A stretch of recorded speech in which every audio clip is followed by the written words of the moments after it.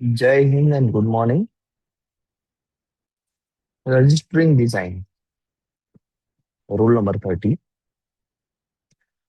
Where a design is accepted, there shall be entered in the register of a design, in addition to the particulars required by the Act, the number of design, the class in which it is registered, the date of filing application for the registration in this country, the reciprocity date, if any, claim for the registration, and such other matters, and would affect the validity of proprietorship of the design.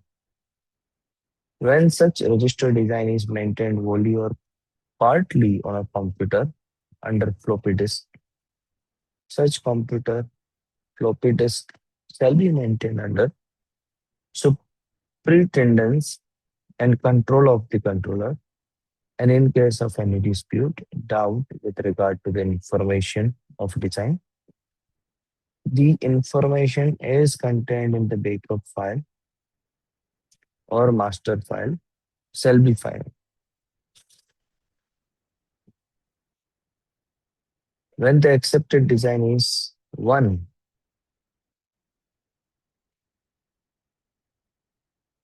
in respect of which reciprocity date has been allowed, the registration, the extension, or the expiration of the copyright in the said Yes, design sir. shall be. Good morning, ma'am. Jai Hind, ma'am. Good morning, sir. Hmm. Good morning, ma'am जय Hind ma'am. तो rule number 30 define करता है registering of design. Design को registering करना यानी जब वो accept हो जाता है, जब उसकी पब्लिकेशन होती है, तब उसे कहा जाता है कि रजिस्टरिंग हो रहा है.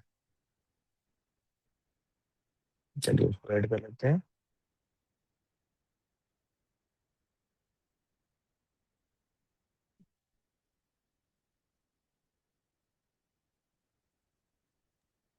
सर रूल आपने कहाँ तक करवा दिया ये? रूल कहाँ तक करवा दिया आपने? मैडम देखिए, कल हम यहाँ तक पहुंचे थे रूल नंबर 29 तक सुबह ही, और ओके, आज 30 से स्टार्ट कर रहे हैं. ठीक है सर। कुछ है नहीं, मुझे नहीं लगता है कि इसमें ज्यादा टाइम लगेगा.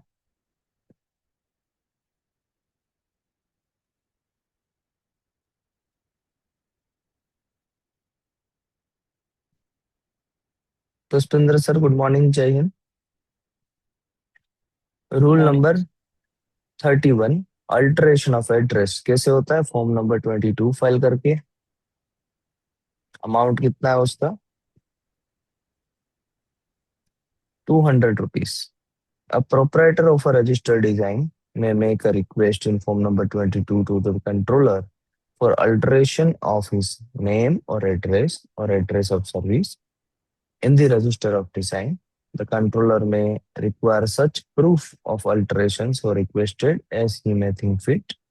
Before acting on the request and on satisfaction, the controller shall cause the register to be altered accordingly. तो 31 में हम क्या लिखेंगे? अगर मैं 31 में लिखना चाहूँ तो यहाँ पर एड्रेस अल्टर. टाइमलाइन कभी भी हो सकती है. फॉर्म कौन सा है? 22. फीस कितनी है? 200. और ये किस सेक्शन में आता है? सेक्शन नंबर 10 में आता है. चलिए आते हैं 32 में.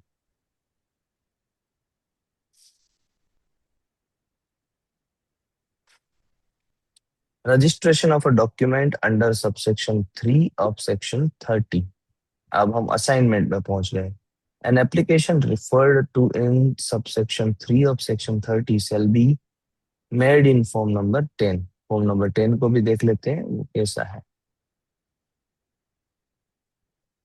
Application for the registration of a document in the register of design.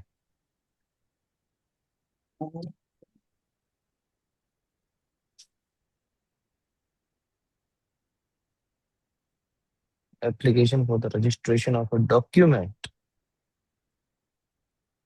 Hmm assignment जब भी किया गया हो, उसका डॉक्यूमेंट जो है वो फॉर्म नंबर 10 से है। Insert the name and full address और nationality. I we hereby apply for the registration of a document and the details of which are given below in respect of design number so and so, dated, granted, ये भी granted ही लिखा हुआ है यहाँ पर word, and of which the proprietor of design is in the register of design। पहले ये proprietor थे। state the nature of the document, parties to the same and date of its execution, कि जब वो एग्जीक्यूट किया गया था, proprietor change किया था, उसकी डिटेल्स यहाँ पर आती है।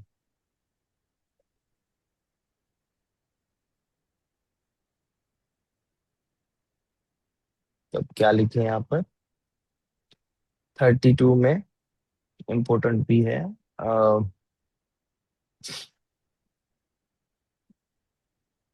टाइटल क्या लिखे? असाइनमेंट लिखते हैं, assignment. Form number 10 after registration.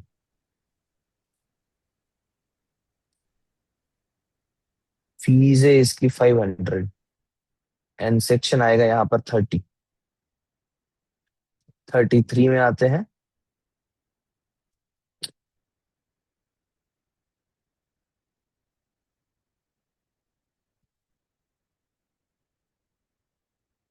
Application for entry of subsequent proprietorship. Subsequent proprietorship. An application referred in subsection 1 or 2 of section 30 shall be made to the controller in form of Form 11, Form 12 और Form 13 as the case may be। 11 को open करके देख लेते हैं। Application for entry of the name of proprietor or part proprietor in register of design।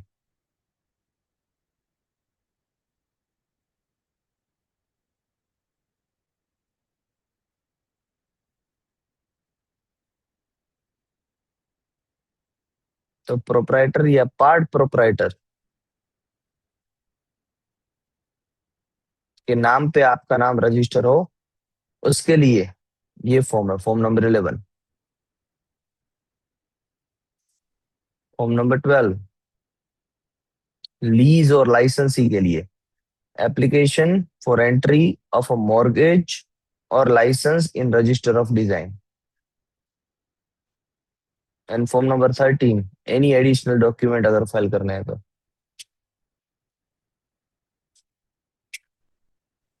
Application for the entry of notification of document in register of design. Application for the entry of notification of document.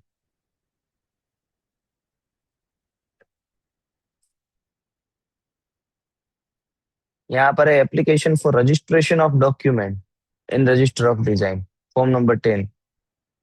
An application for entry of notification of document in registration of design। This is the difference between form number 10 and form number 13। section 30 rule number 37, section 30 सब close 3। अब इसे पढ़ लेते हैं।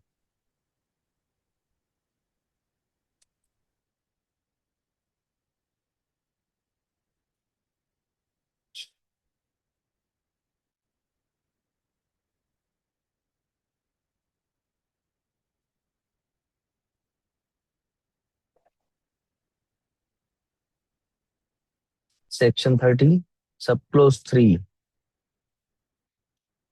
for the purpose of subsection 1 or subsection 2, an assignment of a design or of a share in a design, mortgage, license, or the creation of any other interest in the design shall not be valid unless the same were in writing and the agreement between the parties concerned is reduced to the form of an instrument embodying all the terms and conditions governing the rights and obligation and the application for a registration of a title under such instrument is filed in the prescribed manner with the controller within 6 months from the execution of the instrument or within such further period not exceeding further 6 months,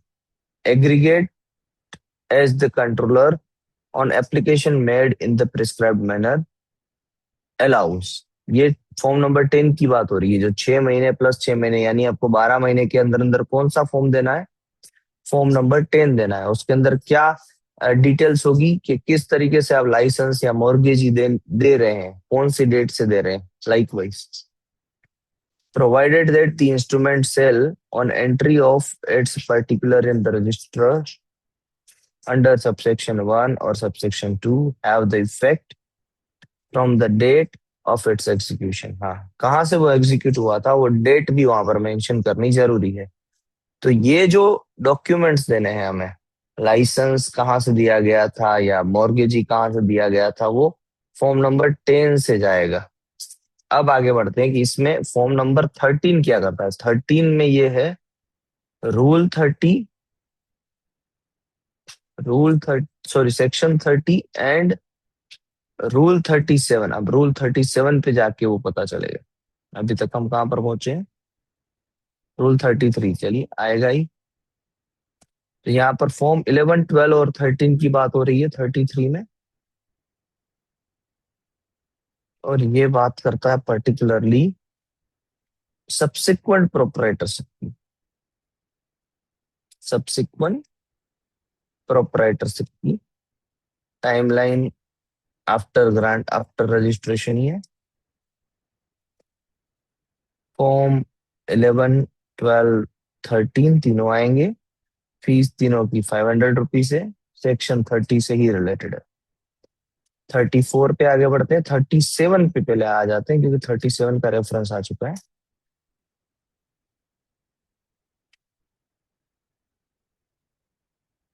हम्म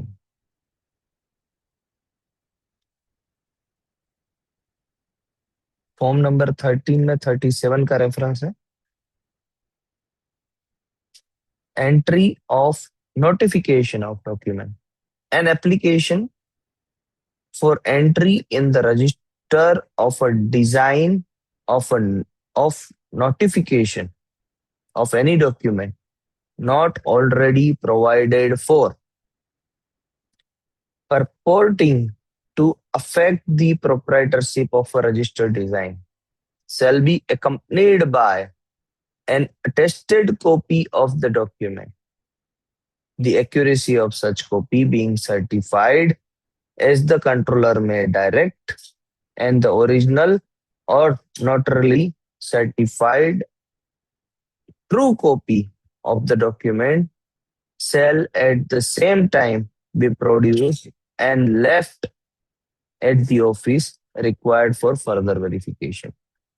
मान लीजिए form number 10 के अलावा भी अगर कोई document है जो proprietorship को अफेक्ट करता है तो वो फॉर्म नंबर 13 से दिया जा सकता है। That is mention here and that is what it's meaning is all about. तो 11 से आप प्रोप्राइटरशिप चेंज कर सकते हैं, 12 से मॉर्गेज एंड लाइसेंस कर सकते हैं। मॉर्गेज या लाइसेंस करना है तो 12 से, प्रोप्राइटर किसी को चेंज करना है तो 11 से। और वो प्रोप्राइटरशिप आपने जहां से भी चेंज की होगी, यानी आज के डेट में आपने किसी को प्रोप्राइटरशिप दी तो आज का जो असाइनमेंट बना वो फॉर्म नंबर 10 से। और मान लीजिए कि और कोई डॉक्यूमेंट है जो पर्टिकुलर प्रोप्राइटरशिप को इफेक्ट करता है, प्रोप्राइटरशिप की चीजों को चेंज कर सकता है, वो एडिशनल डॉक्यूमेंट फॉर्म नंबर 13 से।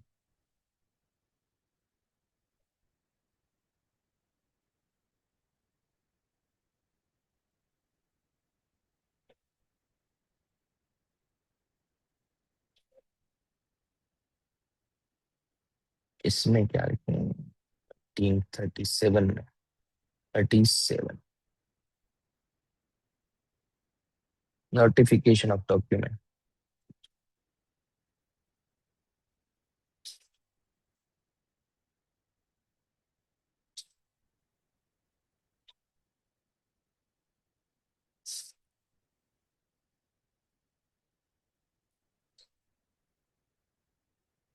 जो पहले से अवेलेबल नहीं था ऐसा लिखा हुआ है, form number 13, 500, section 30।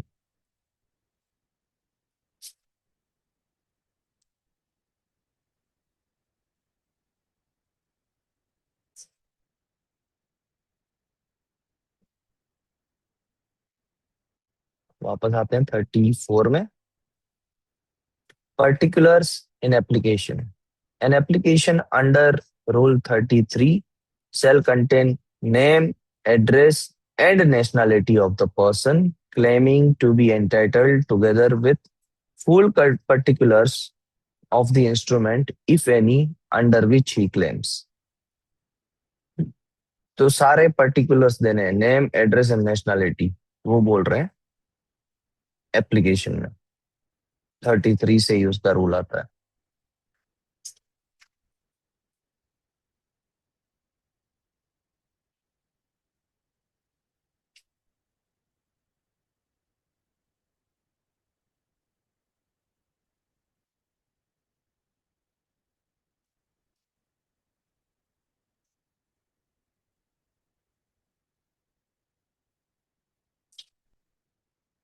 Name, address and nationality देनी है, दैट्स इट।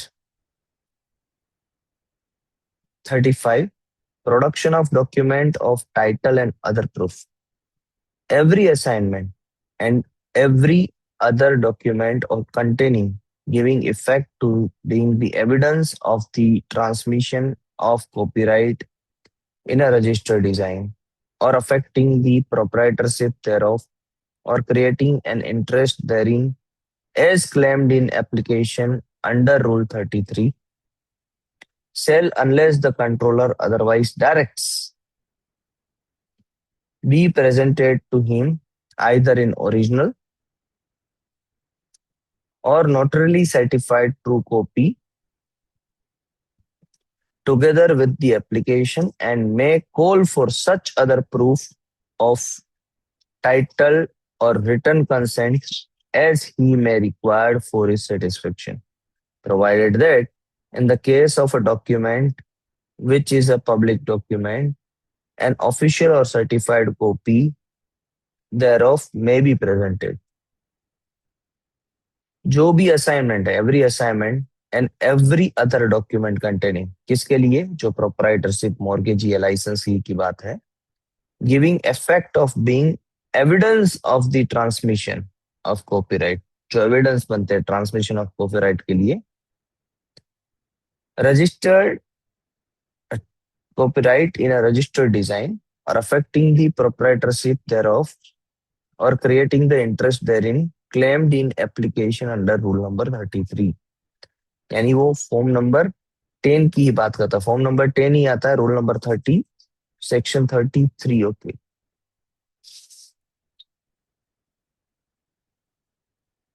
रूल नंबर 33 में भी हमने यही देखा, एक बार कंफर्म कर लेता हूँ। फॉर्म नंबर 10 की बात है, नहीं, फॉर्म नंबर 11, 12 और 13 की बात है ये पर्टिकुलरली।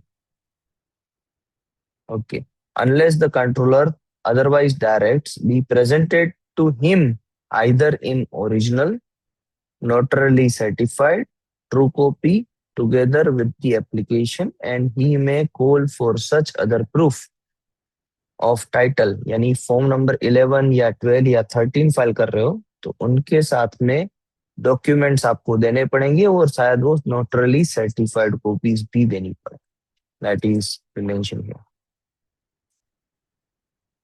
प्रोडक्शन ऑफ डॉक्यूमेंट्स, और वो फॉर्म नंबर 11, 12 एंड 13 से इफेक्टेड है, क्योंकि वो रूल नंबर 33 से इफेक्ट होते हैं।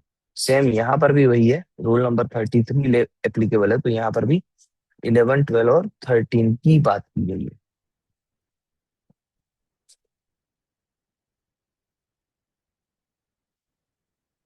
फॉर्म ऑफ एंट्री, ये फॉर्म ऑफ एंट्री है। The entry to be made in the register on request under rule 34 shall be in the following form in pursuance of an application received on the so and so date।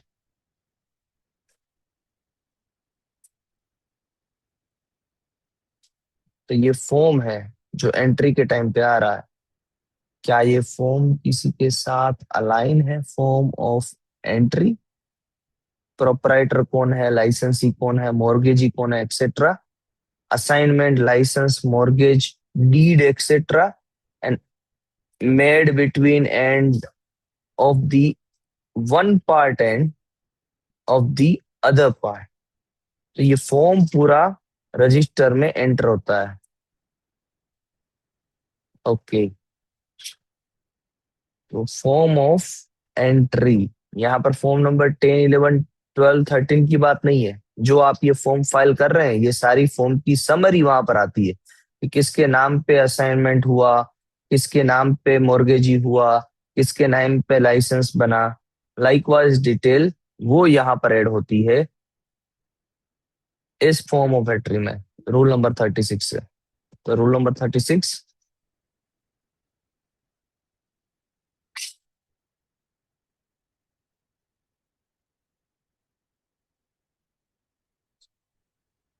Form of entry में आएगा। 38 किस तरीके से उसको लिखा जाएगा वो बात है। 38 में आते हैं, एंट्री ऑफ द नोटिफिकेशन हो गया। Hours of inspection of register, the register of a design shall be open to the inspection of the public at all times on which the office is to the public except at times when they are required to actual official use। The register of design shall be open to the inspection of a public at all times on which the office is open। Office जब भी open होगी तब वो publicly inspect कर सकते हैं, except at the time when they are required for actual official use. अगर वो ऑफिशियल यूज के लिए कहीं पर रजिस्टर चाहिए तो उस टाइम पे नहीं मिल सकता है, ऐसा लिखा है। आवर्स ऑफ इंस्पेक्शन के बारे में बात है, hours of inspection of register की बात है। तो कभी भी हो सकता है, मगर ऑफिशियल यूज के लिए मांगा जाए तो नहीं होगा। 39, rectification of register, if an application is made for the rectification of a register of a design under section 31 of the act, the controller shall notify all person whose names at the time of the application are entered on the register as claiming an interest in the design, and shall advertise the application in the official journal referred in section 145 of the Patent Act। तो rectification के बारे में बात हो रही है कि यहाँ पर रेक्टिफिकेशन हो रहा होगा, मगर रेक्टिफिकेशन होता है फॉर्म नंबर 17 से, और उसको ये किया जाता है, एडवर्टाइज किया जाता है, मगर ओपोज किया जाता है फॉर्म नंबर 19 से।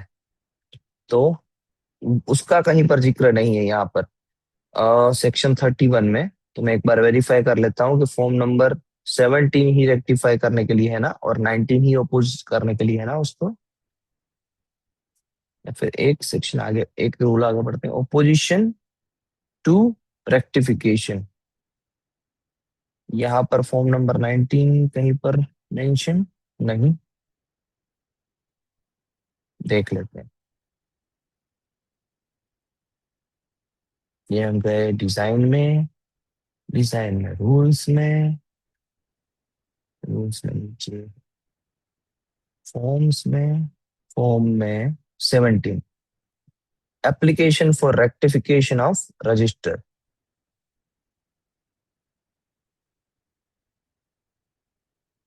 एंड बाद में है नोटिस ऑफ अपोजिशन 19 से। यहाँ पर डायरेक्टली लिखा हुआ है as per section number 31, and opposition में भी डायरेक्टली लिखा हुआ है सी रूल नंबर 40। रूल नंबर 40 में तो फॉर्म नंबर 19 है, मगर ये एक्ट कुछ इस तरीके से बनाया है ना कि ये रूल्स में भी फॉर्म नंबर 9 है, डायरेक्ट नहीं लिखते ये लोग। चलिए पढ़ लेते हैं। अब section number 30, sorry rule number 39 में हमें फॉर्म नंबर 17 के साथ रेफरेंस है। If an application is made for the rectification of the register of a design under section 31, जो होता है फॉर्म नंबर 17 से, the controller shall notify all the person whose names at the time of the application are entered on the register as claiming and interest in the design। तो सभी जितने भी proprietor होंगे सभी के ये नोटिफाई किया जाएगा। एंड अगर कोई लाइसेंसिंग मॉर्गेजी होगा तो भी उनको किया जाएगा। And shall advertise the application, फिर वो एप्लीकेशन को एडवर्टाइज करेंगे कि ये रेक्टिफाई होने जा रहा है in the official journal referred to in section 145 of the patent act। तो वो जो ऑफिशियल गैजेट में हर फ्राइडे को होता है वहां पर एडवर्टाइज होगा। 39 में यहाँ पर आएगा रेक्टिफिकेशन। रेक्टिफिकेशन के लिए फॉर्म नंबर है 17, उसके भी अमाउंट है 500। ये भी देखना पड़ेगा भाई, 500 ही है ना।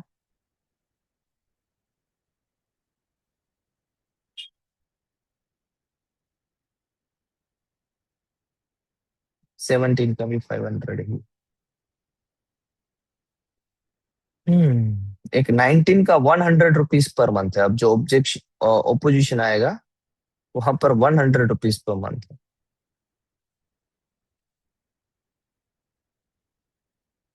40 opposition to rectification, notice of opposition to any rectification of the registered design may be given within 3 months of the advertisement। 3 महीने की टाइमलाइन है of the application for rectification।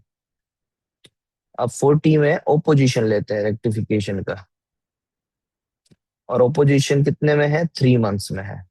कौन सा फॉर्म फाइल करके है, 19 है। उसका अमाउंट कितना है, 100 रुपीज है पर मंथ।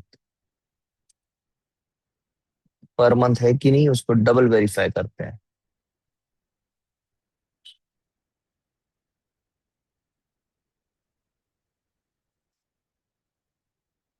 यहाँ पर कोई पर मंथ नहीं लिखा है, यानी 100 रुपीज ही है, चाहे वो 1 महीना हो या 3 महीना हो। एक बार फॉर्म नंबर 19 को भी देख लेते हैं, शायद उसमें कुछ ना लिखा हो इस तरीके से।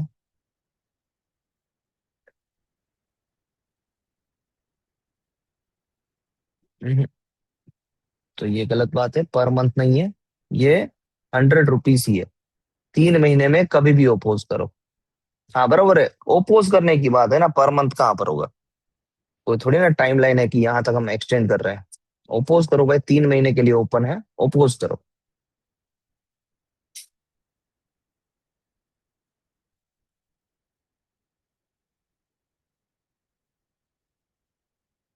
The opponent shall within 14 days of, okay वहां से वापस 14 डेज का एक क्लोज है कि जब ओपोज कोई करता है तो 14 डेज में रिप्लाई करना पड़ेगा। Giving notice of opposition live at the office his written statement and evidence in duplicate, setting out the nature of his interest and the fact upon which he bases his opposition and relief, with 6 the controller shall furnish the applicant with a copy of each of the notice of opposition and written statement. The controller shall furnish the applicant with a copy each of the notice of opposition and the written statement and evidence. Okay. The procedure of this procedure specified in sub rule 3 to 11 of rule 29, hearing की जो बात है, relating to leaving the evidence and hearing shall so far as may be applied to the hearing in application under section 31 as they apply to the hearing of a petition under section 19। तो वहां पर जो बात है कि 1 से 3 महीने में रिप्लाई देंगे पहले रजिस्टर्ड प्रोप्राइटर, वापस 1 से 3 महीने में रिप्लाई देंगे ओपोनेंट। Yes Gangadhar sir. तो और जो बाद में थर्ड हियरिंग। वाला सब क्लॉज है, ये एक बार समझा दीजिए। थर्ड वाला सब प्लस ये वाला, yes the sir. Controller shall furnish the applicant with a copy of each notice of opposition। जो कंट्रोलर है, एक्चुअली अभी हुआ क्या सर, रेक्टिफिकेशन में ओपोजिशन किसके पास आएगा? सर आप एप्लीकेंट मान के लिए। लीजिए आपने ओपोजिशन किया तो कंट्रोलर के पास आएगा opposition, 3 within 3 months from the advertisement. तो यस सर। कंट्रोलर की क्या जिम्मेदारी है कि वो एप्लीकेंट को क्या पहुंचाए? नोटिस वो of notice. Opposition yes sir, उसकी and copy. Return statement. But sir तभी रिटर्न जाके स्टेटमेंट तो वो एप्लीकेंट एप्लीकेंट ही फाइल करेगा ना सर, विद इन 14 डेज। पहले नोटिस ऑफ पोजीशन आएगा एप्लीकेंट पे। Notice of, sir notice of opposition जो कर रहा है वही एप्लीकेंट है, बाकी का दूसरा रजिस्टर्ड प्रोप्राइटर है। Okay sir. हाँ। अब रजिस्टर्ड प्रोप्राइटर ने अपना आंसर दे दिया, हम्म। उसके सामने अब रजिस्टर्ड प्रोप्राइटर ने क्या आंसर दिया वो भी तो जानना होगा ना एप्लीकेंट को जो ओपोज कर रहा है। Yes sir. तो वो वाली बात है ये। The controller shall furnish the applicant with a copy of each notice of opposition and written statement and evidence। जो भी रिप्लाई किया होगा ना इस पर्सन ने, देखिए the opponent shall within 14 days of the notice of opposition leave the office is written statement and evidence। The duplicate setting, okay okay, opponent की बात है। द ओपोनेंट सेल, ओपोनेंट क्या करेगा 14 days के अंदर अंदर नोटिस ऑफ ओपोजिशन, ओके। पहले उसने नोटिस ऑफ ओपोजिशन दिया बाय फाइलिंग फॉर्म नंबर 19, और फिर वहां से 14 डेज के अंदर अंदर वो अपने एविडेंसेस सबमिट कर रहा है। Duplicate setting out the nature of his interest, the fact upon which he bases opposition and relief which he seeks. The controller shall furnish the applicant, okay applicant यानी वो डिजाइन वाला ही है यहाँ पर, with a yes sir, copy register of profile. Each. जी जी जी सर।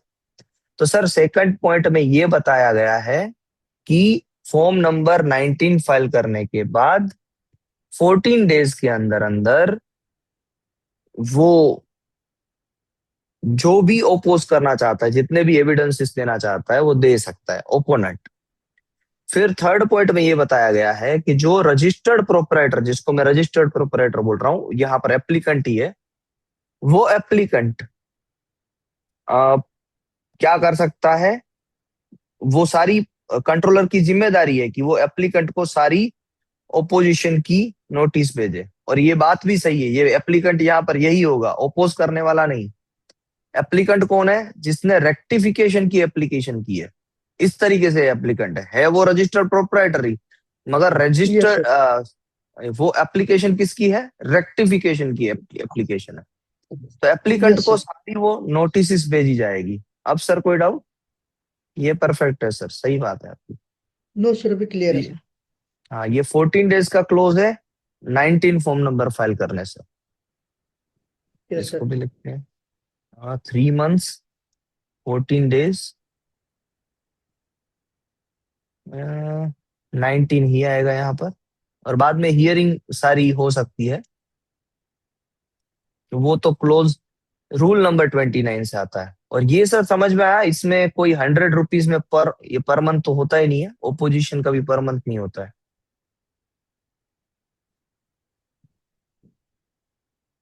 41 कहाँ पर आता है? 41 which form number? Certified copies of documents, ये आता है तो फॉर्म 41, आता है 15। फॉर्म 15 में। Form 15 rule number 41 section 26। Yes sir. Certified copies of an entry in the register of a design or a certified copies of, देखिए certified copies of an entry in a register of a design or a certified copies of or extract from the disclaimer, affidavit, declaration and other public document. कल कोई पूछे थे ना कि ये form number 15 से क्या क्या चीजें मिलेगी, क्लियर कट आंसर है यहाँ पर। Disclaimer, affidavits, declaration and other public document in the office. जो बाकी के डॉक्यूमेंट्स है वो क्या क्या हो सकते हैं? कोई डिस्क्लेमर हो सकता है, एफिडेविट हो सकता है, डिक्लेरेशन हो सकता है, या फिर और कोई पब्लिक डॉक्यूमेंट है। और from register and other records, या तो वो रजिस्टर में से है या तो कोई और रिकॉर्ड में से है, shall be furnished by the controller on payment of the prescribed fees। तो हम जैसे कहते हैं कि एप्लीकेशन एंड रिप्रेजेंटेशन सीट को छोड़ के, क्योंकि वो फॉर्म नंबर 16 में आ जाती है, उसके अलावा जो भी डॉक्यूमेंट्स आपको चाहिए वो फॉर्म नंबर 15 रूल नंबर 41 से मिलते हैं।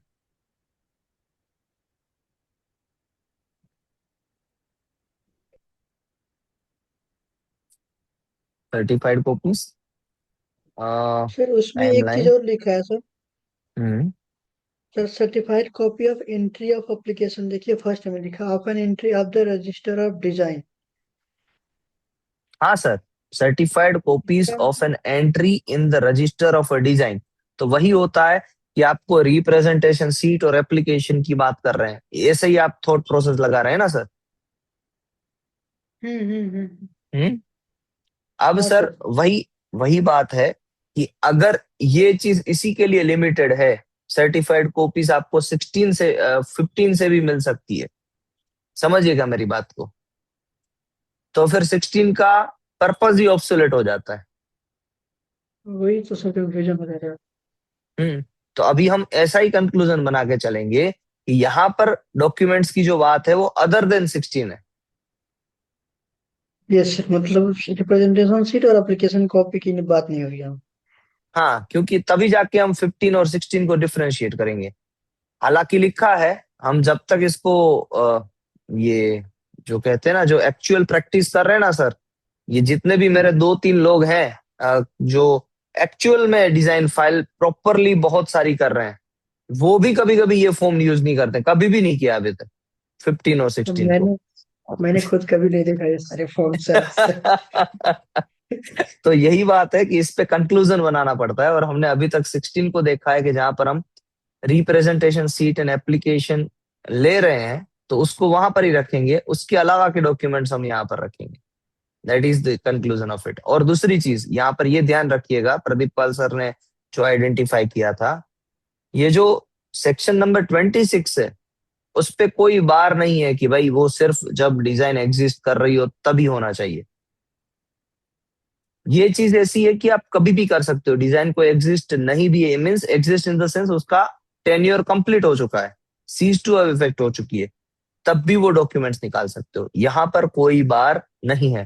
हालांकि सेक्शन नंबर 16 में जब हम फॉर्म नंबर सेक्शन नंबर 17 में जब हम फॉर्म नंबर 16 यूज कर रहे हैं, वहां पर बार है कि वो उसका कॉपीराइट एग्जिस्ट होना चाहिए तभी मिलेगा, अदरवाइज नहीं।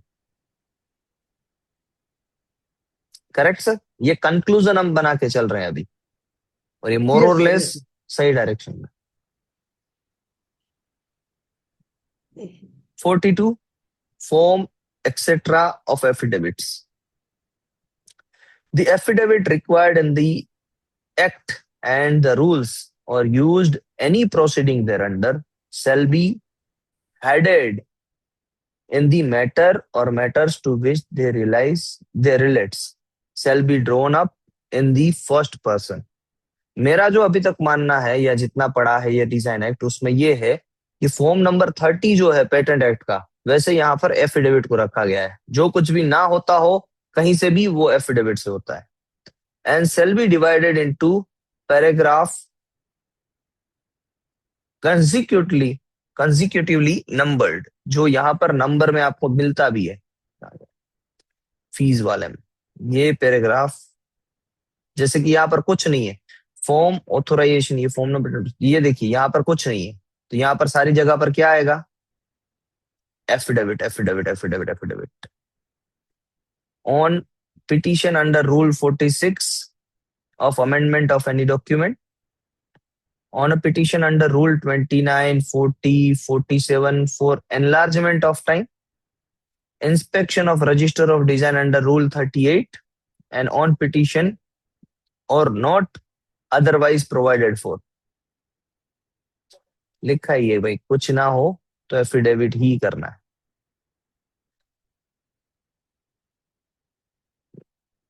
And shall be divided into paragraphs consecutively numbered, and each paragraph shall, as far as possible, be conformed to one subject.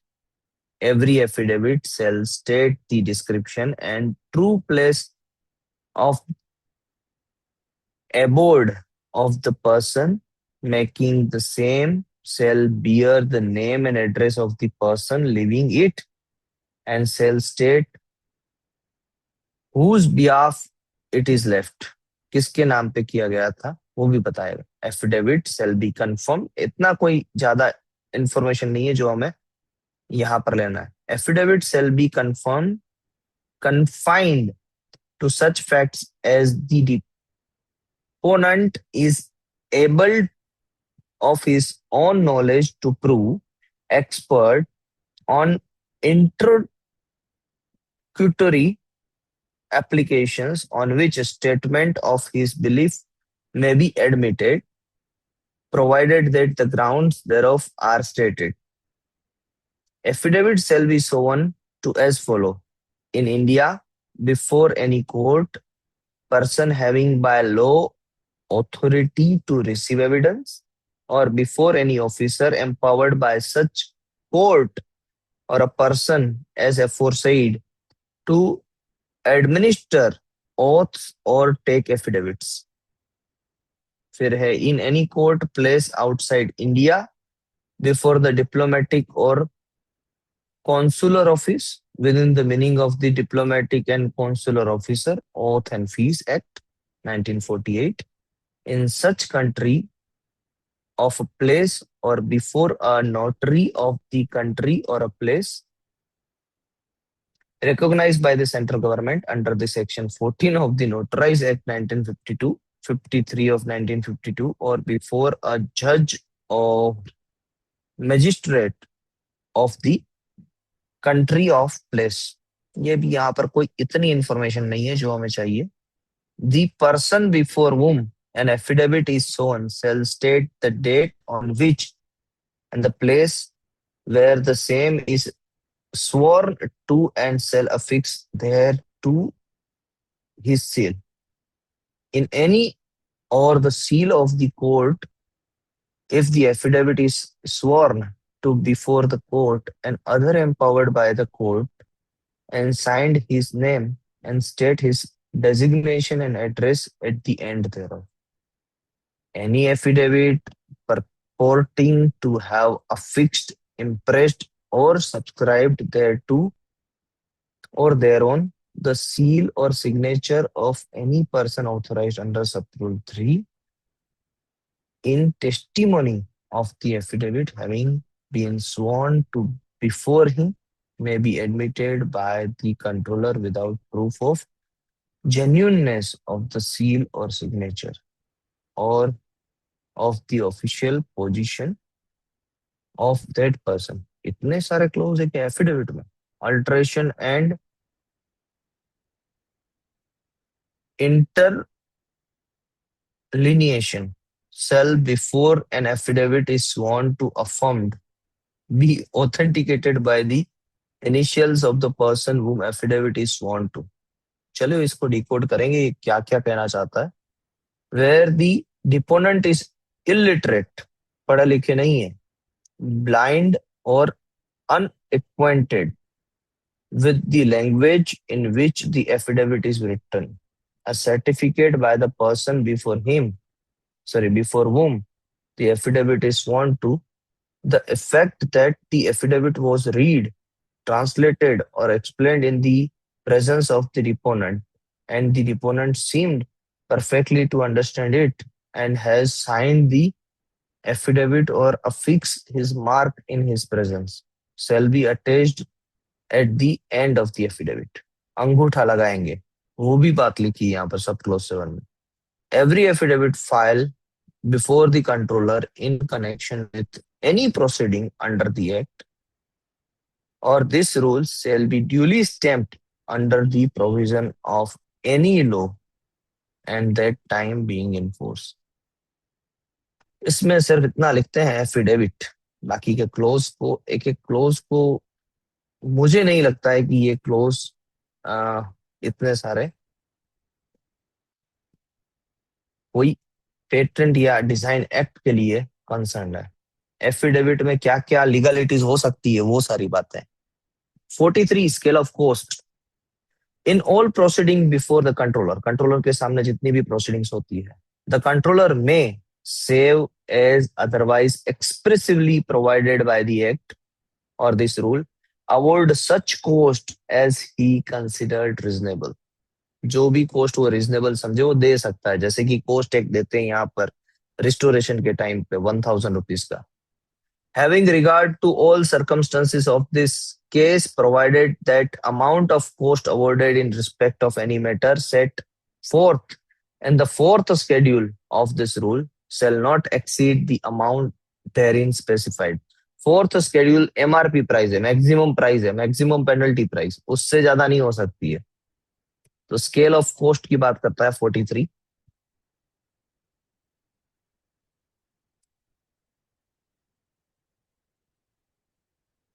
और उसमें है फोर्थ स्केड्यूल।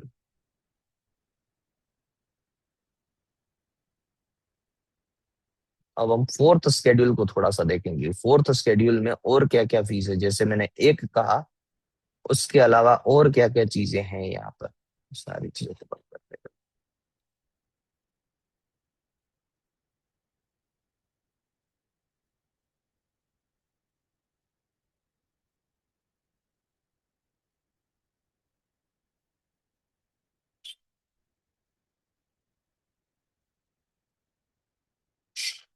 फिफ्थ शेड्यूल है भाई। On the notice of opposition under rule 14, वो 40 ये form number 19 से होता है, तो इसको भी स्केल ऑफ कॉस्ट में लिया है। For a petition of cancellation of registration for design under section 19, petition file करने के लिए 1000 रुपये।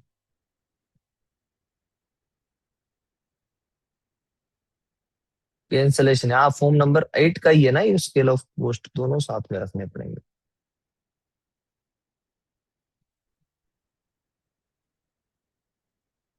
ये फॉर्म नंबर 8 है 1500 रुपये का। For a petition for cancellation of design under section 19, यहाँ लिखा है for a petition for cancellation of design of the registration of design under section 19, यहाँ पर 1000 है, यहाँ पर 1500 है। ओके चलिए एक क्लोज हुआ। For a notice of information to attend hearing, ये आता है अटेंड टू हियरिंग, नोटिस और इंफॉर्मेशन हियरिंग अटेंड करूंगा उसका 200 रुपया है। और टू बी हर्ड का कितना है, टू बी हर्ड आता है फॉर्म नंबर 20 से। Notice an intention to attend hearing under rule 29 and 40, ये है 500 रुपये, ये भी पोस्ट अलग से बता रहा है। The stamp for power of attorney where a professional has been appointed, amount actually paid. Okay stamps fees in respect of relevant affidavit, affidavit का भी जो अमाउंट होगा वो देना पड़ेगा। The statement and evidence under sub rule 1 of rule 29 and sub rule 2 of rule 40,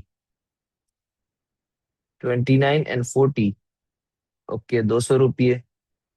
statement and evidence 29 में क्या है, 29 तो अपना यही है कैंसलेशन वाला, और 40 ओपोजिशन ऑफ रेक्टिफिकेशन वाला।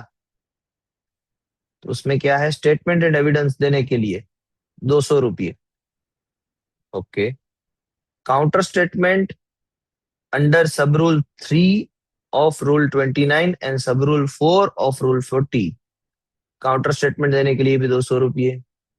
For each affidavit if relevant 100 रुपये, एक ही मिनट Gangadhar sir. For each citation relevant 100 रुपये, फॉर ईच अननेसेसरी और इररिलेवेंट एफिडेविट और साइटेशन। ये क्या है, अननेसेसरी और इररिलेवेंट एफिडेविट अगर होगी तो वो इतनी पेनल्टी देगा। फॉर एवरी डे और a part of a day hearing before the controller 500 रुपये। जी सर, बोलिए सर गंगाधर सर। सर ये किस केस में ये अवार्ड दिए जाएंगे और कौन दे रहा है? कंट्रोलर दे रहा है सर। मतलब अप्लीकेंट को? जो भी हो वहां के सामने, अगर ओपोनेंट है तो ओपोनेंट, एप्लीकेंट है तो एप्लीकेंट। जैसे कि देखिए यहाँ पर है, counter statement of under sub rule 3 of 29। तो वहां पर काउंटर स्टेटमेंट ओपोनेंट देगा ना।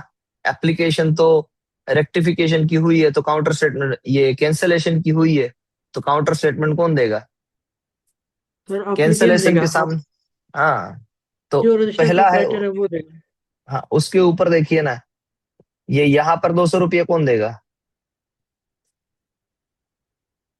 वो जो मीन्स जो पर्पस से काम कर रहे हैं, जैसे कि जो रिप्लाई दे रहे हैं उसके सामने आएगा, हम्म। या तो रजिस्टर्ड प्रोप्राइटर आएगा या फिर जो ओपोनेंट है वो आएगा। दोनों को कॉस्ट तो दी जा रही है। कहने की बात यह है, कॉस्ट तो दी जा रही है। For a petition for cancellation of the registration for design under section 19, petition करने के लिए एक्स्ट्रा कॉस्ट ये 1000 रुपीज किसकी है? और जो मैं बोला, मैंने कहा कि जो ये एडिशनल 1000 रुपीज लगते हैं एडिशनल कॉस्ट, किसके लिए मैंने कही? रेक्टिफिकेशन के लिए, रेक्टिफिकेशन रिस्टोरेशन के लिए, रिस्टोरेशन के लिए जो एडिशनल हाँ। फीस है वो कॉस्ट में अवॉर्ड होनी चाहिए। वो तो कहीं पर मेंशन नहीं है 1000 रुपीज वाली। वो एडिशनल कॉस्ट कहाँ पर है तो फिर?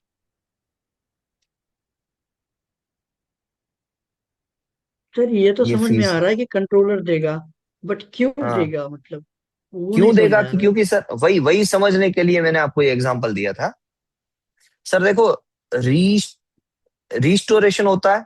रिस्टोरेशन के लिए वैसे तो 10 बरस पहले फॉर्म नंबर फाइल करना था, फॉर्म नंबर 3 फाइल करना था। जी सर। अब हुआ क्या कि फॉर्म नंबर 3 10 बरस से पहले फाइल नहीं हो पाया। फिर हम 1 बरस के अंदर फॉर्म 4 फाइल करके रिक्वेस्ट करते हैं, तो कंट्रोलर कहते हैं कि आपने गलती की। बोले हाँ गलती की सर हमने।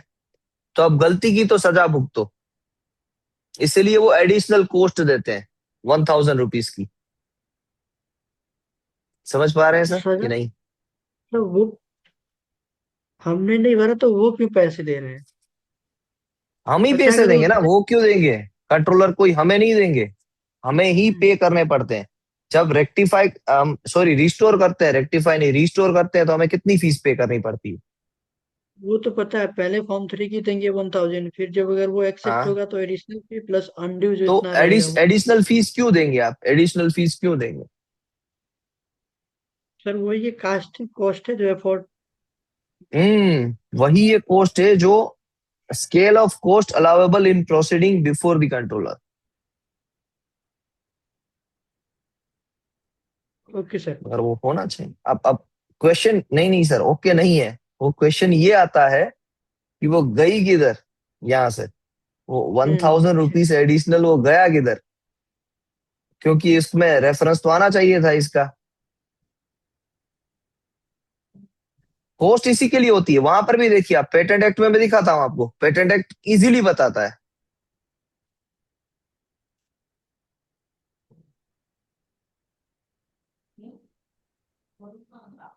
ई सिटीजन, ये हम रूल्स पे गए।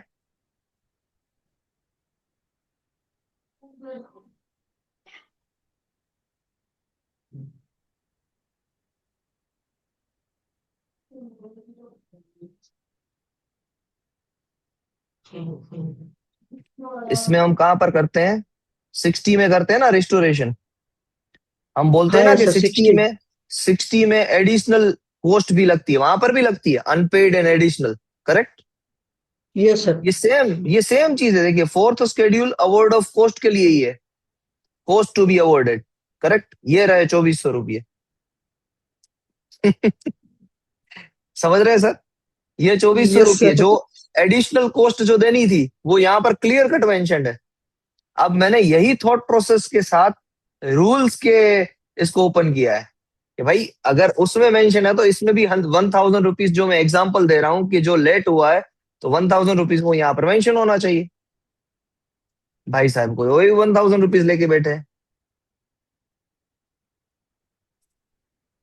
कोई बात नहीं, मुझे लगता है कि ये पूरा है ना मामला जो इसका फोर्थ शेड्यूल का सी रूल नंबर 43 देख रहे हैं, बट इसका गड़बड़ है, कुछ तो गड़बड़ है।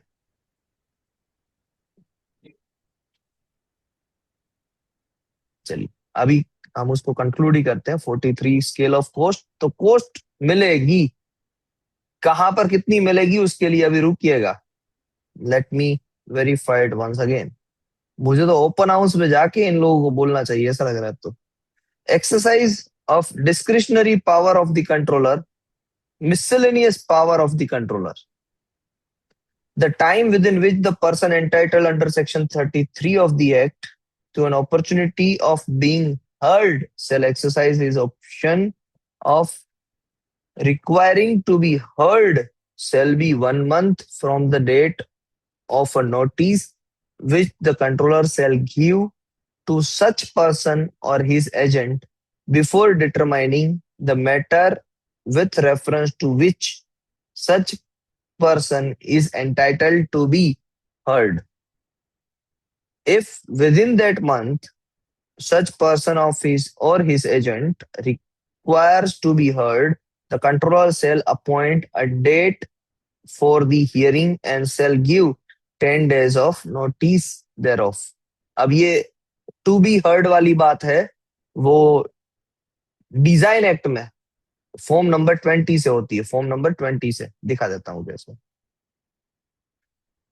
ये रहा टू बी हर्ड वाली बात।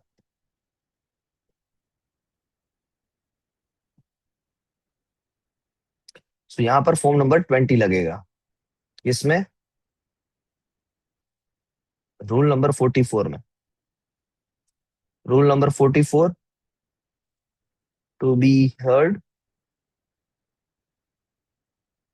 एंड फॉर्म नंबर 20 के भी रुपीस है 500। 500 ही देना।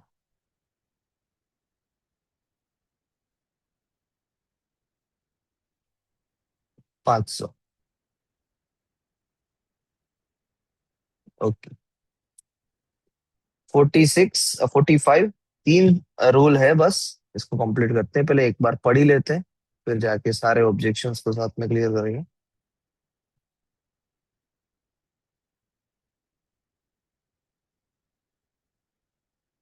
Provided that if the giving of 10 days notice would cause an application for registration of design to be deemed to have been abandoned before the hearing, the controller may curtail the period of notice.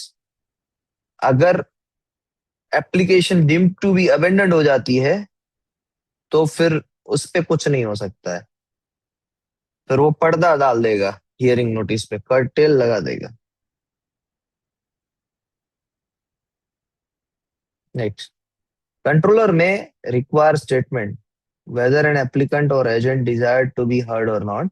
The controller may at any time require him to submit a statement in writing within a time to be notified by the controller. कि भाई कि statement दो कुछ, तो वो भी time controller बताएंगे। और to attend before him and make explanation with respect to such matters as controller में रिक्वायर। तो कंट्रोलर कोई भी नोटिफाई करके आपको बता सकता है कि मुझे ये जवाब दो इतने दिनों में। कंट्रोलर में रिक्वायर स्टेटमेंट, कंट्रोलर स्टेटमेंट कोई भी टाइम पीरियड है, इसमें कोई ऐसा पर्टिकुलर टाइम पीरियड नहीं है। 46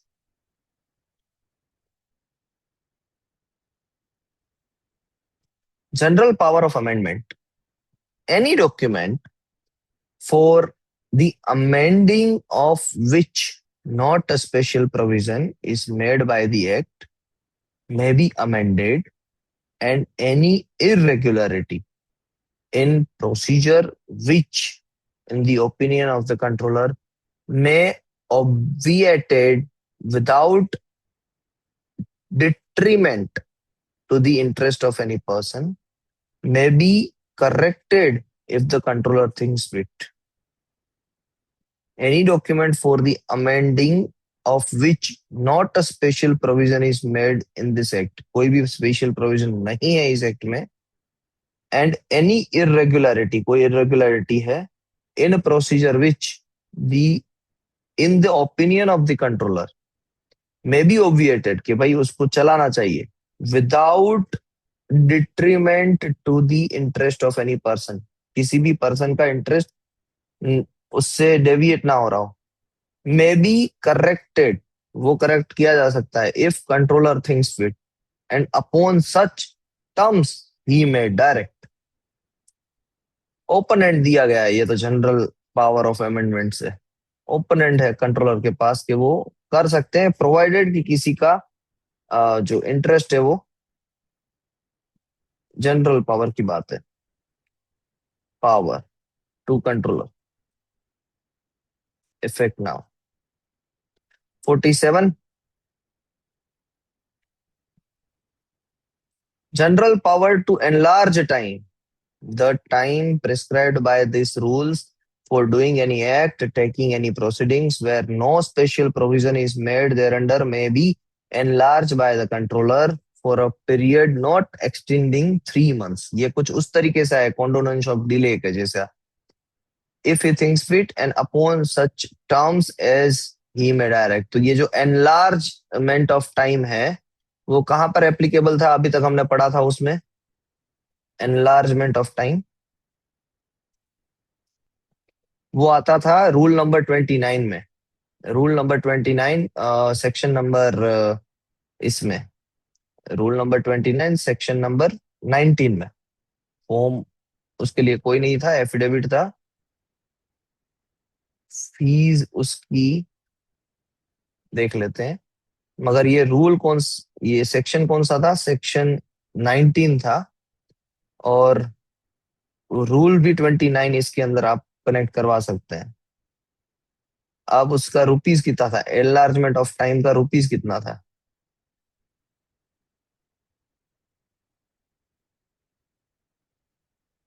हाँ ये रहा एनलार्जमेंट ऑफ टाइम 29, 40 एंड 47। 40 आता है रेक्टिफिकेशन वाला,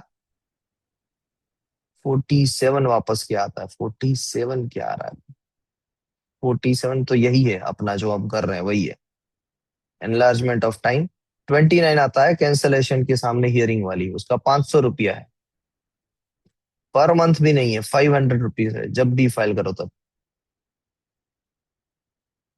तो एनलार्जमेंट का रुपीस है, अमाउंट है 500 रुपया, कोई फीस नहीं है, कोई फॉर्म नहीं है, फीस है। And last but not the least,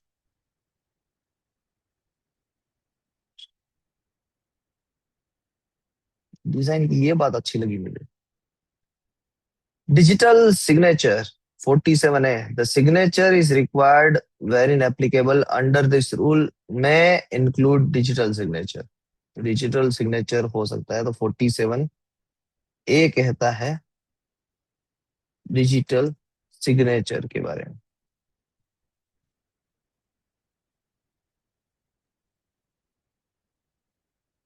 48 repel, the design rules 1933 are hereby repealed, provided that any application or other matter pending under those rules on the date of coming into force of these rules shall be disposed of under those rules. Simple सी बात है, अगर कोई court case चल रहा था पुराने में तो वो उसी पुराने वाले एक्ट से चलेगा, बाकी की सारी एप्लीकेशंस जो यहाँ से आगे बढ़ती है वो सभी पे नए रूल्स एप्लीकेबल होंगे, जैसा हम बात करते हैं वैसे ही। अभी आ गए हम फर्स्ट स्केड्यूल में डायरेक्टली यहाँ से, फर्स्ट स्केड्यूल के बाद second, list of forms, list of forms के बाद थर्ड, नहीं फोर्थ स्केड्यूल, थर्ड स्केड्यूल है लोकार्नो क्लासिफिकेशन जो वाइपो के द्वारा दिया गया है, वो वाइपो की वेबसाइट से देखो, ऐसा बोल रहे हैं। हम अपडेट नहीं करेंगे। फिर आते हैं डिजाइन के रूल्स वापस यहाँ से। तो अभी तक का तो यही है कंक्लूजन। एक एफिडेविट वाला यहाँ पर जो पूरा रूल था, उसे मुझे और भी देखना पड़ेगा। जी मैडम। सर जो HTML दिया हुआ है डिजाइन और एक का, हम्म। तो उसमें फीस वगैरह है वो चेंजेस नहीं है ना, लाइक आफ्टर अप्रैल जब अमेंड मैडम, हुआ था लास्ट ट्वेंटी। हाँ, यस सर। हाँ, दिखा देता हूँ। देखिए, ये जो है ना, एक्चुअली ये जो फीस है आपकी यहाँ पर जो दी गई है, जब ये दो कॉलम है ना आपके सामने, दो कॉलम याद रखिएगा। एक तो है नेचुरल यस। पर्सन, और दूसरा है अदर अदर। स्टार्टअप। हाँ, अच्छा। अदर अदर ही है, अलोन विथ है, अलोन विथ स्टार्टअप है, अलोन विथ समथिंग है। तो ये विथ वाली बात है, बट बात है मेन तो अदर। अदर वाला कोई भी एक पर्सन है तो अदर में आ जाएगा। अब जब तक ये दो कॉलम वाली चीज है ना आपके पास, वो अमेंडेड है। बाकी की चीजें है ना, वो पुरानी है। पुराने वाले में 3 सेक्शन थे, बता भी देता हूँ।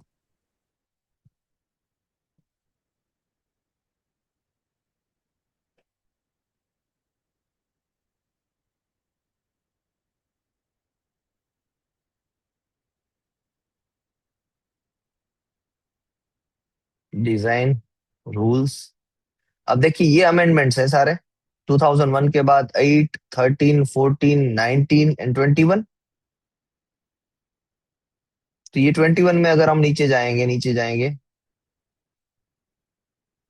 ये देखिए, ये आ गई फोर्थ शेड्यूल 21 के अमेंडमेंट में। अब वैसे ही ये सारी फीस आ गई। अब देखिए, ये सारी फीस में यही बात लिखी होगी। दो कॉलम्स है मैडम, और उससे पहले अगर आप जाएंगे, इससे पहले जो हुआ था अमेंडमेंट, उसमें अगर आप जाएंगे,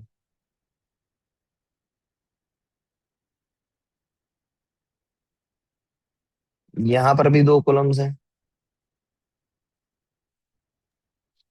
इससे पहले वाले में जाते हैं, कहीं तो 3 कॉलम्स थे, फिर 2 कॉलम्स आए, तो 2 कॉलम्स में भी दो है। हाँ देखिए, ये रही 3 कॉलम्स। स्मॉल एंटिटी यहाँ पर अलग थी, अदर्स अलग थे।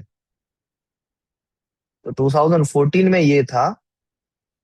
14 के बाद 19 में पब्लिश्ड ऑब्जेक्शन। हाँ मैडम, ये एक ही बार आया है, ये जो 2 कॉलम वाला ना, एक ही बार है। उसमें 2019 में ये पब्लिश्ड हुआ था ऑब्जेक्शन के लिए, और 2021 में ये फिर फॉर्म बना। तो जो अब हम देख रहे हैं ये वाला, चाहे ये वाला आप देखिए, या ये जो 2021 वाला जो फाइनल है आफ्टर ऑब्जेक्शन, ये फाइनल माना जाता है। और इसी के साथ हम जो हमारे HTML पॉइंट ये जो लिंक पे है, वो भी यही वाला है, एग्जैक्ट यही वाला। Any doubt madam in it, या ये समझ में नो। बात आई मैंने कैसे जजमेंट लिया कि जो आपके पास है वो HTML पेज पे जो है वो लेटेस्ट वाला है कि नहीं? आपका डाउट भी वही था ना, कि हम यहाँ से जो देख रहे यस हैं सर। वो इंफॉर्मेशन लेटेस्ट है कि नहीं है? वो लेटेस्ट है, एज पर दिस कंक्लूजन, जो अभी तक के डेटा है वहां पर। Any other doubt? एफिडेविट का। जी जी। सर वो हेलो कब तक अपडेटेड है सर, उसका कुछ डेट नहीं मेंशन होता क्या? सर, होता है ना ऑफिशियल गैजेट में, तो ये रहा ना, अगर आप इसको पढ़ेंगे।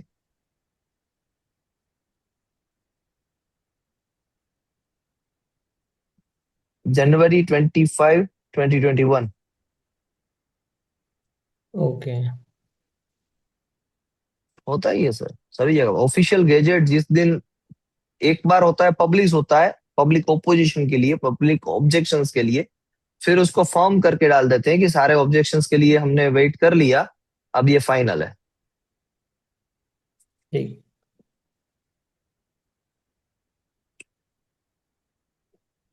एक मैं एफिडेविट वाले को थोड़ा सा और क्रक्स निकाल के उसके एग्जांपल्स के साथ आपको सेक्शन समझा दूंगा। And section number 30 interesting section रहेगा पढ़ने के लिए। तो तब भी थोड़ी सी ऐसी चीज हो सकती है कि जो अभी तक आपने जो देखी है उससे अलग आए चीजों में।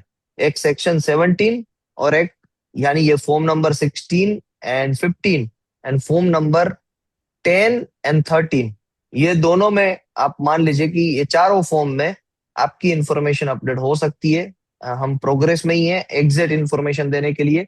तो 10 एंड 13 एंड 15 एंड 16 को ध्यान में रखिएगा। वो चार फॉर्म ही ऐसे हैं जिसमें कुछ इंफॉर्मेशन ऐड होगी, बाकी की सारी इंटेक्ट चीजें हैं जो जैसे थी वो वैसे ही है। ये चारों चीजों को हम करेक्ट कर लेंगे, correct in in today's itself, ये आज के सेशन में ही। इसके अलावा अगर करेक्शन इन द सेंस क्या है कि फॉर्म नंबर 13 जो है, अभी तक का कंक्लूजन में बताता हूं। फॉर्म नंबर 13 में जो डॉक्यूमेंट्स रह जाते हैं, जैसे कि हमने एक असाइनमेंट फाइल किया आज के दिन में, मैंने और रूबी मैडम ने एक असाइनमेंट फाइल किया कि मेरी जो डिजाइन की एप्लीकेशन है मैं रूबी मैडम को देना चाहता हूँ, रूबी मैडम परचेज करना चाहते हैं। तो वो जो असाइनमेंट बना, वो जो डॉक्यूमेंट बना, उससे हम फॉर्म नंबर 10 से फाइल करते हैं। फिर रूबी मैडम को फॉर्म नंबर 11 से प्रोप्राइटरशिप फाइल करनी है। ये कंक्लूजन है। अभी तक हमने क्या कहा था कि फॉर्म नंबर 10 से असाइनमेंट होता है, फॉर्म नंबर 11 से पार्ट प्रोप्राइटरशिप होती है। ये बात गलत है। फॉर्म नंबर 10 से जो असाइनमेंट देना होता है, ये जो असाइनमेंट जो मेरे और रूबी मैडम के बीच में बना, वो असाइनमेंट जाएगा फॉर्म नंबर 10 से। अब उसके साथ में जब रूबी मैडम अपना नाम प्रोप्राइटर या पार्ट प्रोप्राइटर की तरह ऐड करवाना चाहते हैं तो वो होगा फॉर्म नंबर 11 से। लाइसेंसी, मॉर्गेजी, ये जो भी करना चाहते हैं, लाइसेंस मॉर्गेज करना चाहते हैं या किसी को लाइसेंस देना चाहते हैं तो वो होगा फॉर्म नंबर 12 से। और ये सारे डॉक्यूमेंट के बाद भी किसी के पास प्रोप्राइटरशिप का ओरिजिनल डॉक्यूमेंट है, कोई और डॉक्यूमेंट है, तो वो आएगा फॉर्म नंबर 13 से। अब फॉर्म नंबर 13 में मैं ये मान रहा हूं कि जैसे कोई व्हील होता है, किसी के पास कोई व्हील होता है या किसी के पास कोई ऐसी चीज है जो ये प्रूव कर सके कि इसके प्रोप्राइटर वही है, तो वो आएगा फॉर्म नंबर 13 से, जिसमें 6 और 6 12 महीने की टाइमलाइन भी शायद ऑब्सोल्यूट हो। मगर फॉर्म नंबर 10 में 6 और 6 12 महीने की टाइमलाइन है, फॉर्म नंबर 10 में है वो। तो ये अभी तक का कंक्लूजन है। फिर भी एक बार रात को एक 2-3 बार मैं और उसको रिवाइज करूंगा। रजत सर भी हैं साथ में, रिवाइज करेंगे। प्रदीप पाल सर आप भी एक बार इसको, ये जो कंक्लूजन है उसको देख लीजिएगा अगर, इफ यू आर अवेलेबल। क्या निकल गया? तो हम तीनों लोग मिलके इसको फॉर्म आपको आज रात को आंसर दे देंगे कि एग्जैक्टली फॉर्म नंबर 10, 11, 12 एंड 13 किसके लिए है। 11 12 तो सेम चीज के लिए है, 10 और 13 का एग्जैक्ट आंसर मिलेगा। Okay, have a nice day. जय हिंद। ये इंसान सर एक तरीके से सारे जो बात के रूल्स हैं वो हमारे पावर ऑफ कंट्रोल है, जैसे पेटेंट एक्ट में उसके अलग अलग पॉइंट्स की तरह जो है। फिर से पार्डन। सर जो हमारे जो पेटेंट 77 के बाद वाले जो पेटेंट एक्ट रूल्स है। में है ना। हाँ हाँ मैडम, रूल्स पढ़ने हैं ना। आप बोल रहे हैं कि जैसे ये यही तो स्टार्ट किया ना हमने, रूल्स पढ़ना ही स्टार्ट किया, डिजाइन का कंप्लीट किया आज, डिजाइन का एक कंक्लूजन भी बना है। ये कंक्लूजन का भी वीडियो आपके सामने आ जाएगा जल्दी से। और पेटेंट के भी जो रूल बाकी रह गए हैं उसको अब रिवीजन के साथ कवर करते जाएंगे। 10-10 रूल, मान लीजिए 5 रूल 10 रूल कवर करते जाएंगे, हो जाएगा। हाँ सर ये कह रहे हैं कि जैसे पेटेंट में सेक्शन की तरह दिए है ना पावर ऑफ कंट्रोलर्स वाला 77 हम्म और वो बात इसमें एज अ रूल हम्म। वो पॉइंट जो डिजाइन के रूल्स हैं तो सिमिलर हाँ वो बोलो। हाँ, डिजाइन के रूल से वो पावर की तरह ही दिया गया है। रूल्स में भी ऐसा बोला गया है, जनरल पावर। ये 47 वाला रूल जो था, सॉरी 46 वाला, उसमें जनरल पावर दिया गया है। जी मैडम, हम्म। यस, यही बात हाँ कर रहे वो हैं आप। जी जी अबाउट कॉस्ट करना ये सब अलग अलग उसमें एज अ सेक्शन ही चीजें है इसमें। चीजें मैडम, चीजें वैसे ही है। बट जब हम डिजाइन के जो 4th शेड्यूल में जाके देखते हैं कि वहां पर रिस्टोरेशन की एडिशनल फीस लिखी है कि नहीं लिखी है, तो वहां पर नहीं लिखी है। हाँ चीजें वैसे ही है जो पेटेंट के साथ ही हम कोरिलेट कर रहे हैं। बट वो चीजें रिफ्लेक्ट भी तो होनी चाहिए ना इन द सिमिलर मैनर, वो नहीं हो पा रही है। समझ रहे हैं मैडम, आपकी बात सही है, एकदम सही है, वैसे ही है। अब मैडम रूल्स में यही तो बात है, दिक्कत यही आ जाती है रूल्स के साथ कि देखिए हमारा माइंडसेट सबसे ज्यादा मैटर करता है। अगर आपका माइंडसेट ये है कि आपको नहीं पढ़ना है तो फिर आपको वही दिखाई देगा कि ये 1-2 चीजें गलत है। ये वही बात है कि पौना ग्लास भरा हुआ है पानी का, जो थोड़ा सा ग्लास खाली है। अगर आपको पानी नहीं पीना है, कुछ भी करके नहीं पीना है, तो आप वो खाली ग्लास देखेंगे, और जो पानी भरा हुआ है वो ग्लास आप भूल जाएंगे। फिर कहने का मतलब यही है, हमें अभी फोकस करना है मैडम यहाँ पर हमारी डेली प्रिपरेशन पे। अब जो कल आपको टास्क दिया गया था सभी लोगों को, वो करना जी क्यों जरूरी है? क्योंकि ये सारी चीजें, अब ये छोटी छोटी जो चीजें हैं जो मॉडिफाइड होती रहेगी, जब हम पढ़ेंगे तो वो छोटी सी चीज तो मॉडिफाइड होगी, वो मॉडिफिकेशन आपकी प्रिपरेशन को हैम्पर ना करे। जी जी प्रिपरेशन आपकी इंटेक्ट होनी चाहिए। जितना जो पढ़ाया गया है वो पहले परफेक्ट होना चाहिए, फिर जाके ये छोटी मोटी इम्प्रूवमेंट। अगर ये मैडम गलत फहमी के साथ भी आप चले गए ना एग्जाम में, ये जो मैं बता रहा हूँ form number 10 and form number 13 के साथ, तो भी आप क्लियर कर लेंगे, क्योंकि वो 1 या 2 पॉइंट है। शायद आपके 2 मार्क्स या 3 मार्क्स जाएंगे, बट अगर आपने वो सोच लिया अरे मैंने सब कुछ गलत पढ़ा है या फिर नहीं हो पा रहा है, वो मेंटालिटी अगर आपकी हावी हो गई ना आप पे, प्रेशराइज हो गई, तो आपकी प्रिपरेशन जितनी की गई है वो दरी की दरी रह जाएगी, फिर वो काम नहीं आएगी आपको। तो हमें जो प्रिपेयर किया है उसको रिवाइज करना है। जो रिवाइज करने के लिए आपको कल स्ट्रक्चर बताया गया उसी तरीके से, उसमें हम ये डिनोवो करके एडिशन कर रहे हैं। और ये सबसे बड़ा पॉइंट है डिनोवो का। डिनोवो में यही होना चाहिए था कि हमने जो पीछे की चीजें उसको रिवाइज करते हुए अगर कोई चीज मॉडिफाइड करनी है तो कर सके, वो हम बाकाय बहुत ही बेहतरीन तरीके से कर रहे हैं। मुझे तो ये डिनोवो सेशंस बहुत अच्छे लगते हैं, क्योंकि ये चीजों को और एनहांस करते हैं और एक थॉट प्रोसेस देते हैं आगे। मगर कब? जब आपको पीछे की चीजें आती हो तब। अगर आपको पीछे की चीजें ही नहीं पता है तो फिर आप सभी कंक्लूजन्स में अटक जाएंगे।